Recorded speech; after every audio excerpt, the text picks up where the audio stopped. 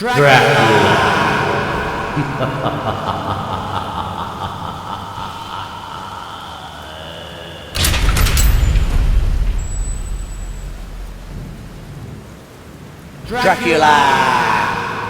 Dracula is a novel by Bram Stoker, published in 1897. An epistolary novel, the narrative is related through letters, diary entries, and newspaper articles. It has no single protagonist and opens with solicitor Jonathan Harker taking a business trip to stay at the castle of a Transylvanian nobleman, Count Dracula. Chapter 1. Jonathan Harker's journal, kept in shorthand. 3rd of May, Bistritz. Left Munich at 8:35 p.m. on the 1st of May, arriving at Vienna early next morning. Should have arrived at 6:46, but train was an hour late. Budapest seems a wonderful place from the glimpse which I got of it on the train, and the little I could walk through the streets. I feared to go very far from the station, as we had arrived late and would start as near the correct time as possible. The impression I had was that we were leaving the west and entering the east, the most western of splendid bridges over the Danube, which is here of noble width and depth, took us among the traditions of Turkish rule.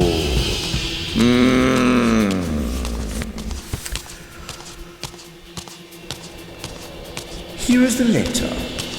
My friend, welcome to the Carpathians. I am anxiously expecting you. Sleep well tonight.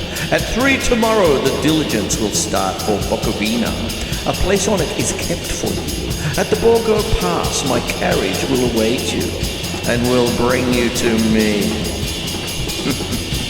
I trust that your journey from London has been a happy one, and that you will enjoy your stay in my beautiful land. Your friend, Dracula!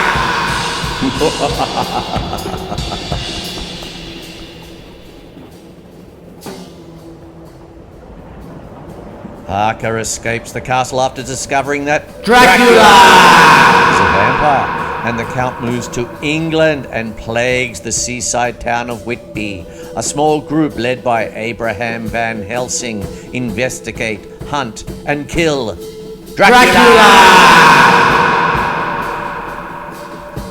Dracula was mostly written in the 1890s. Stoker produced over 100 pages of notes for the novel, drawing extensively from Transylvanian folklore and history. Some scholars have suggested that the character of Dracula was inspired by historical figures like the Wallachian prince Vlad the Impaler or the Countess Elizabeth Bathory. But there is widespread disagreement. Stoker's notes mention neither figure. He found the name Dracula in Whitby's public library while on holiday, thinking it meant devil in Romanian. Following its publication, Dracula was positively received by reviewers who pointed to its effective use of horror.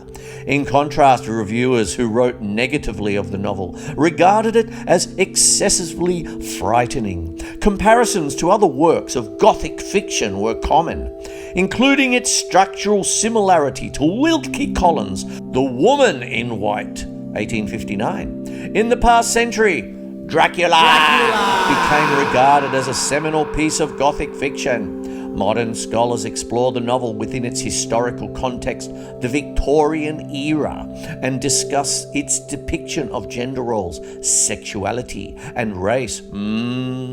Dracula is one of the most famous pieces of English literature. Many of the book's characters have entered popular culture as archetypical versions of their characters. For example, Count Dracula as the quintessential vampire, and Abraham Van Helsing as an iconic vampire hunter. The novel, which is in the public domain, has been adapted for film over 30 times, and its characters have made numerous appearances in virtually all media. Plot. Jonathan Harker, a newly qualified English solicitor, visits Count Dracula at his castle in the Carpathian Mountains to help the Count purchase a house near London. The baying of the wolves sounded nearer and nearer, as though they were closing around on us from every side. I grew dreadfully afraid, and the horses shared my fear, but the driver was not in the least disturbed. He kept turning his head to left and right, but I could not see anything through the darkness. All at once, the wolves began to howl, as though the moonlight had some peculiar effect on them. The horses jumped about and reared and looked helplessly round with eyes that rolled in a way painful to see. But the living ring of terror encompassed them on every side, and they had to perforce to remain within it. I called to the coachman to come, for it seemed to me that our only chance was to try and break out through the ring and to aid his approach. I shouted and beat the side of the caleche, hoping by the noise to scare the wolves from that side so as not to give him a chance of reaching the trap. How he came there I know not, but I heard his voice raised in a tone of imperious command, and looking towards the sound saw him stand in the roadway. As he swept his long arms as though brushing aside some impalpable obstacle, the wolves fell back and back further still. Just then a heavy cloud passed across the face of the moon, so that we were again in darkness.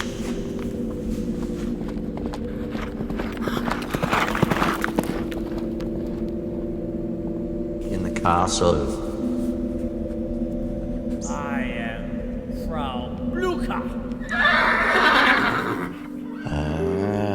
You may go anywhere you wish in the castle, except where the doors are locked, where of course you will not wish to go. There is reason that all things are as they are. And did you see with my eyes and know with my knowledge, you would perhaps better understand.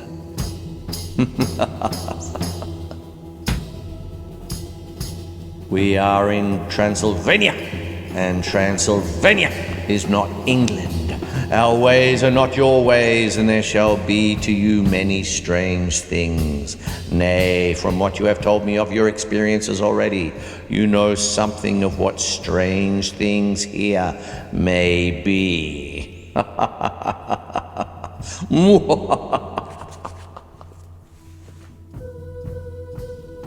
Ignoring the Count's warning, Harker wanders the castle at night and encounters 3 vampire women.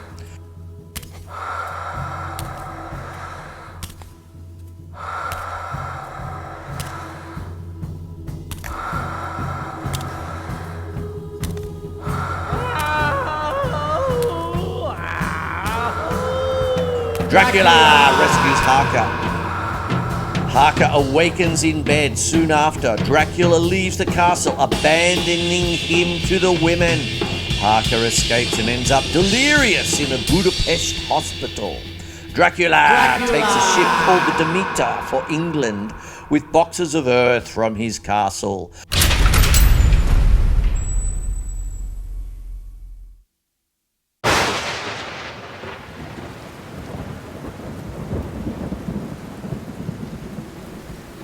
Dracula.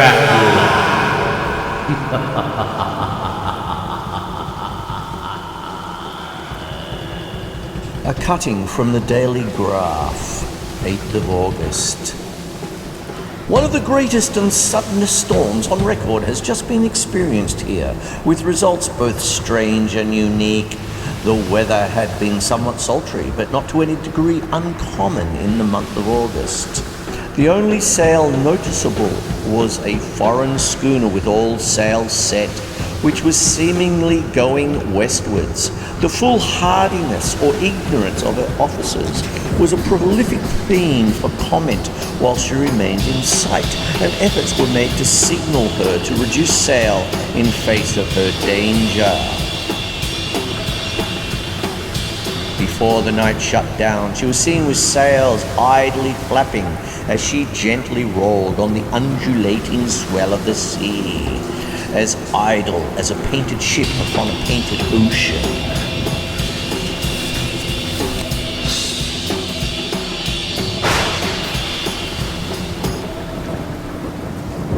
Then came another rush of sea fog, greater than any hitherto mass of dank mist, which seemed to close on all things like the grey pall, and left available to men only the organ of hearing, for the roar of the tempest, and the crash of the thunder, and the booming of the mighty billows came through the damp oblivion even louder than before. The rays of the searchlight were kept fixed on the harbour mouth across the east pier, where the shock was expected, and men waited breathless. The searchlight followed her, and a shudder ran through all who saw her, for lashed to the helm was a corpse, with drooping head, which swung horribly to and fro at each motion of the ship. No other form could be seen on deck at all. A great awe came on all as they realized that the ship, as if by a miracle, had found the harbor, unsteered save by the hand of a dead man.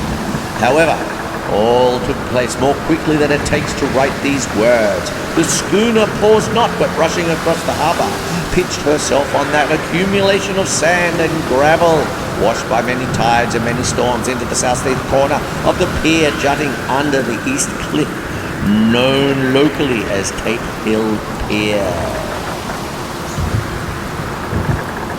There was, of course, a considerable concussion as the vessel drove up on the sand heap. Every spar, rope and stay was strained, and some of the top hammer came crashing down. But strangest of all, the very instant the shore was touched, an immense dog sprang up on deck from below, as if shot up by the concussion, and running forward jumped from the bow onto the sand, making straight for the steep cliff, where the churchyard hangs over the laneway to the east pier, so steeply that some of the flat tombstones, thruff steams or through stones as they call them in the Whitby vernacular, actually project over where the sustaining cliff has fallen away. It disappeared in the darkness, which seemed intensified just beyond the focus of the searchlight. Lucy Westenra's letter to her best friend, Harker's fiancée, Mina Murray, describes her marriage proposals from Dr. John Seward, Quincy Morris, and Arthur Holmwood. Lucy accepts Holmwood's, but all remain friends. Mina joins Lucy on holiday in Whitby. Lucy begins sleepwalking. After his ship lands there, Dracula stalks Lucy. Mina receives a letter about her missing fiancé's illness and goes to Budapest to nurse him. Lucy becomes very ill. Seward's old teacher, Professor Abraham Van Helsing, determines the nature of Lucy's condition but refuses to disclose it. He diagnoses her with acute blood loss.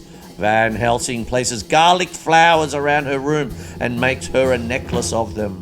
Lucy's mother removes the garlic flowers, not knowing they repel vampires. While Seward and Van Helsing are absent, Lucy and her mother are terrified by a wolf, and Mrs. Westenra dies of a heart attack. Lucy dies shortly thereafter. How shall I describe what we saw? On the bed lay two women, Lucy and her mother.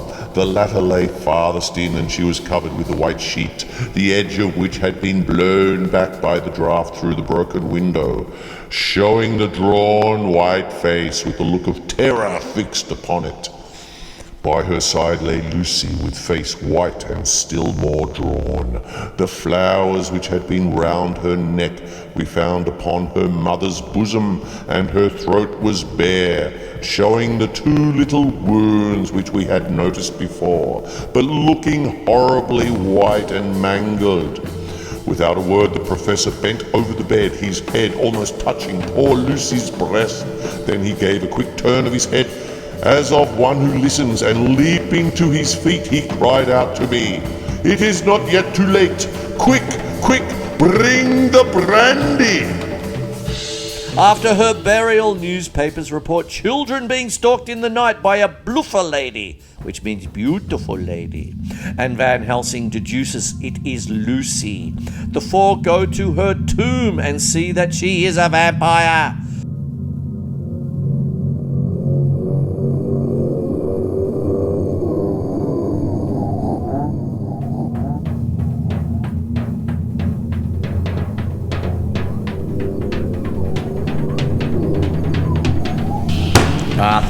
the stake and the hammer, and when once his mind was set on action, his hands never trembled nor even quivered.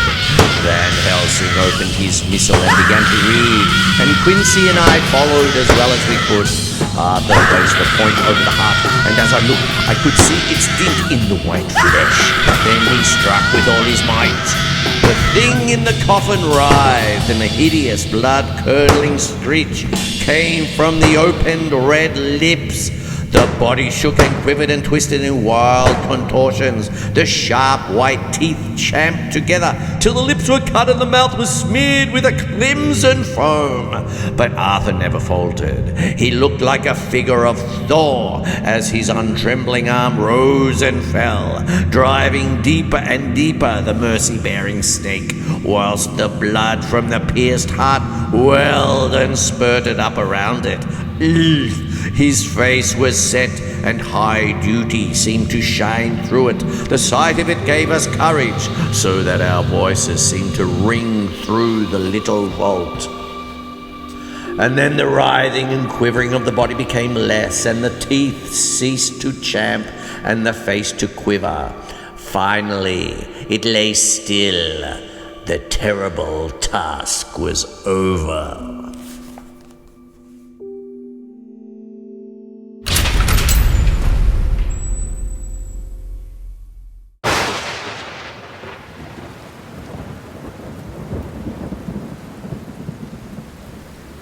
Dracula.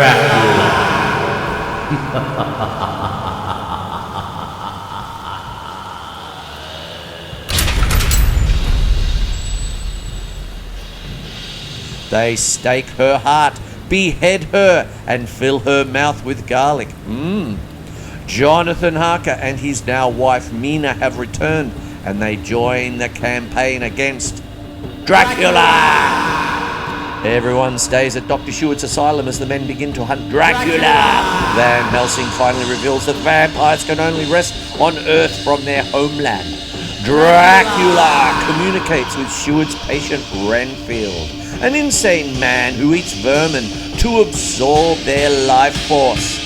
After Dracula learns of the group's plot against him, he uses Renfield to enter the asylum. He secretly attacks Mina 3 times, drinking her blood each time and forcing Mina to drink his blood on the final visit. Ew! She is cursed to become a vampire after her death, unless Dracula is killed. As the men find Dracula's properties, they discover many earth boxes within. The vampire hunters open each of the boxes and seal wafers of sacramental bread inside them, rendering them useless to Dracula. They attempt to trap the Count in his Piccadilly house, but he escapes. They learn that Dracula is fleeing to his castle in Transylvania with his last box. Mina has a faint psychic connection to Dracula, which Van Helsing exploits via hypnosis to track Dracula's movements. Guided by Mina, they pursue him.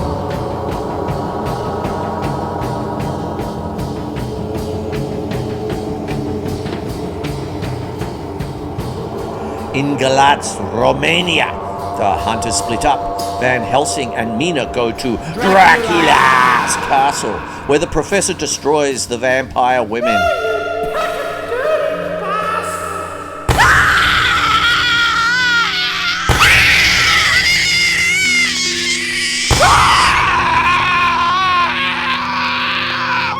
Jonathan Harker and Arthur Holmwood follow Dracula boat on the river, while Quincy Morris and John Sheward parallel them on land.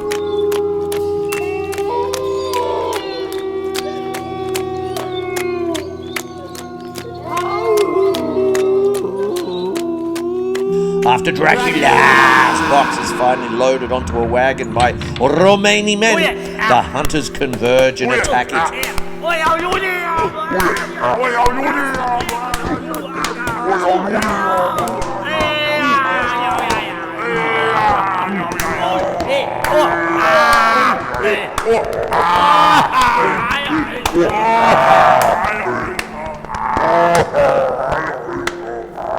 After routing the Romany, Harker decapitates Dracula as Quincy stabs him in the heart. Die, you dirty bastard! Dracula crumbles to dust, freeing Mina from her vampiric curse. Quincy is mortally wounded in the fight against the Romany. He dies from his wounds, at peace with the knowledge that Mina is saved. A note by Jonathan Harker 7 years later states that the Harkers have a son named Quincy.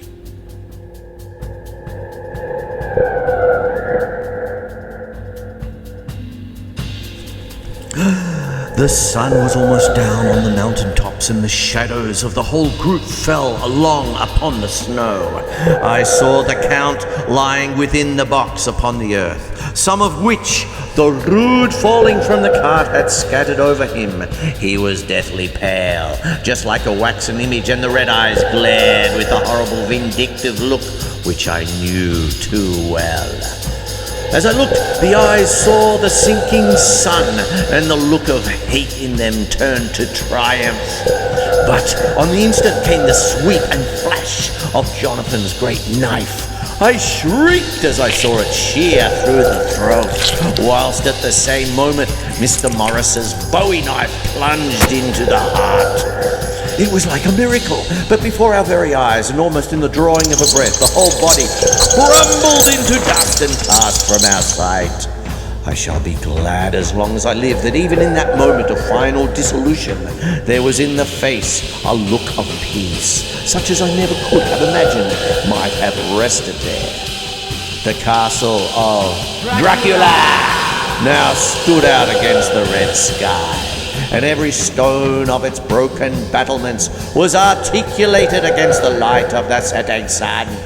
The gypsies, taking us as in some way the cause of the extraordinary disappearance of the dead man, turned without a word and rode away as if for their lives. Those who were unmounted jumped upon the later wagon and shouted to the horsemen not to desert them. The wolves had withdrawn to a safe distance, followed in their wake, leaving us alone. Mr. Morris, who had sunk to the ground, leaned on his elbow, holding his hand pressed to his side. The blood still gushed through his fingers. I flew to him, for the holy circle did not now keep me back. So did the two doctors. Jonathan knelt behind him, and the wounded man laid back his head on his shoulder. With a sigh, he took with a feeble effort my hand in that of his own, which was unstained. He must have seen the anguish of my heart in my face, for he smiled at me and said, "I am only too happy to have been of any service." "Oh God," he cried suddenly, struggling up to a sitting posture and pointing to me, "it was worth this to die! Look, look!" The sun was now right down upon the mountaintop, and the red gleams fell upon my face so that it was bathed in rosy light. With one impulse, the men sank on their knees, and a deep and earnest amen broke from all as their eyes followed the pointing of his finger as the dying man spoke. "Now God be thanked that all has not been in vain. See, the snow is not more stainless than her forehead. The curse has passed away." And to our bitter grief, with a smile and in silence, he died, a gallant gentleman. The end.